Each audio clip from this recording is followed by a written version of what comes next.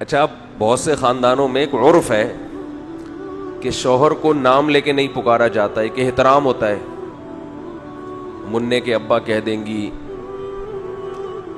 انہوں نے کہا تھا، یہ کہہ دیں گی یہ آئے تھے، موڈ ان کا صحیح نہیں لگ رہا. یہ نہیں کہیں گے وسیم آیا تھا. اپنے میاں کو ایسا نہیں کہتی. ایک صاحب نے کلپ ریکارڈ کروایا میرے خلاف کہ یہ کہتا ہے کہ عورت کو چاہیے شوہر کا نام نہ لے، ادب کا تقاضا ہے. جائز ہے لیکن ادب یہ ہے.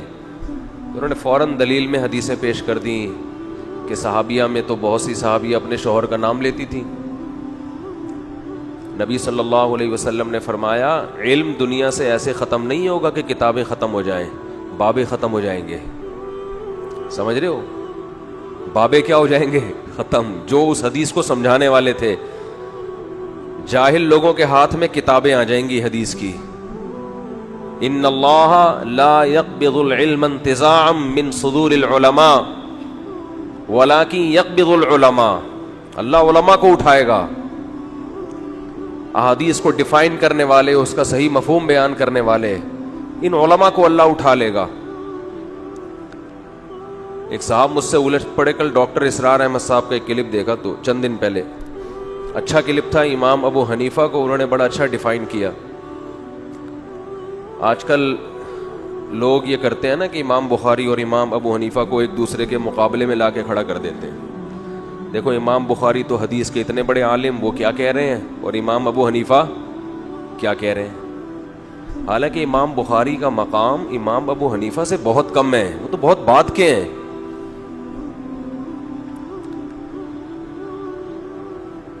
امام ابو حنیفہ تو انہوں نے تو صحابہ کی زیارت کی ہے. امام ابو حنیفہ کے شاگرد تھے امام محمد، بہت چھوٹے تھے عمر میں. امام محمد کے شاگرد تھے امام شافعی. امام شافعی کے شاگرد تھے امام احمد ابن حنبل. امام احمد بن حنبل کے بعد امام بخاری ہے. تو کتنی پشتوں کا فرق ہو گیا. امام ابو حنیفہ نے جو حدیث کا علم حاصل کیا ہے براہ راست علی اور عبداللہ بن مسعود کے شاگردوں سے حاصل کیا ہے، براہ راست. اس میں لمبی لمبی سندیں نہیں تھیں اس وقت. تابعین اور صحابہ کو اپنے سامنے نمازیں پڑھتے ہوئے دیکھا. وہ تابعین، وہ صحابہ جو ابھی نبی کے دور کے بالکل قریب قریب ہیں، ان میں بہت سو کو حدثنا فلان قال حدثنا فلان کی ضرورت نہیں تھی. مشاہدے کا علم تھا، مشاہدے کا. امام بخاری بھی ہماری نظر میں بہت بڑے ہیں، لیکن تفقہ میں، مسائل اخذ کرنے میں قرآن و سنت سے، اس میں امام بخاری کو امت نے وہ مقام نہیں دیا جو کس کو دیا ہے، امام ابو حنیفہ کو. بلکہ اس میں تو امام احمد بن حنبل کا مقام بھی امام بخاری سے زیادہ ہے. حالانکہ امام احمد بن حنبل کو 2% لوگوں نے فالو کیا ہے. کتنے فیصد؟ 2%. جبکہ امام بخاری کو مسائل میں 1% لوگوں نے بھی فالو نہیں کیا. لوگوں سے مراد امت کے علماء صلحاء. تو ہر چیز کو اس کا مقام دینا چاہیے جو اس کا ہے. امام بخاری کا مقام حدیث میں بہت زیادہ ہے. قرآن و حدیث سے مسائل نکالنے میں امام ابو حنیفہ کا مقام زیادہ ہے. یہ چھوٹی سی بات کر کے میں اپنے اصل ٹاپک کی طرف چلتا ہوں. آپ کہہ سکتے ہیں اس کا مطلب امام ابو حنیفہ کا ذہن تو بہت تھا لیکن حدیثیں ان کو امام بخاری سے زیادہ معلوم نہیں تھیں. یہ بھی غلط ہے.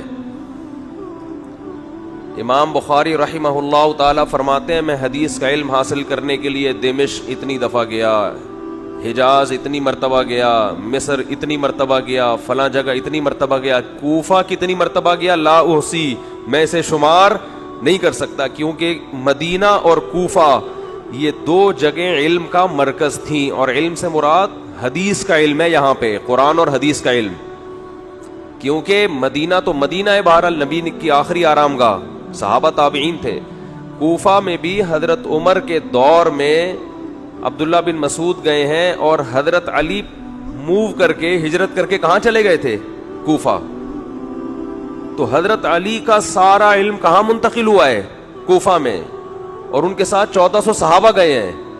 تو اس لیے آپ قرآن جس قراءت پہ پڑھتے ہیں وہ بھی کوفہ کی قراءت ہے. یعنی ہم جو قرآن پڑھ رہے ہیں نا، یہ قاری کہاں کے تھے؟ کوفہ کے قاری تھے، جن کی قرات پوری دنیا میں مشہور ہوئی ہے. یعنی قرآن اس امت نے کوفہ کے لوگوں سے سیکھا ہے. اور امام بخاری کہتے ہیں میں ہر جگہ حدیث کا علم حاصل کرنے گیا ہوں متعین مقدار میں. کوفہ اتنی دفعہ گیا ہوں کہ میں شمار نہیں کر سکتا. اس کا مطلب کوفہ میں حدیث کا علم سب سے بولو زیادہ تھا، کیونکہ عبداللہ بن مسعود اور حضرت علی کے شاگرد تھے وہاں پہ. تو امام حنیفہ تو ہیں ہی کوفہ کے، انہوں نے تو براہ راست ان لوگوں سے علم حاصل کیا ہے. اور پھر آپ نے سفر بھی کی امام حنیفہ نے حدیث کے لیے. اور اس امت کا اجماع ہے کہ جب کسی کو مجتہد کہا جاتا ہے، فقیہ کہا جاتا ہے، تو اس کا مطلب قرآن و حدیث کا علم کے بعد یہ فقیہ بنتا ہے، اس سے پہلے تو بن ہی نہیں سکتا. تو یہ علم پہلے آتا ہے، فقاہت بعد میں آتی ہے.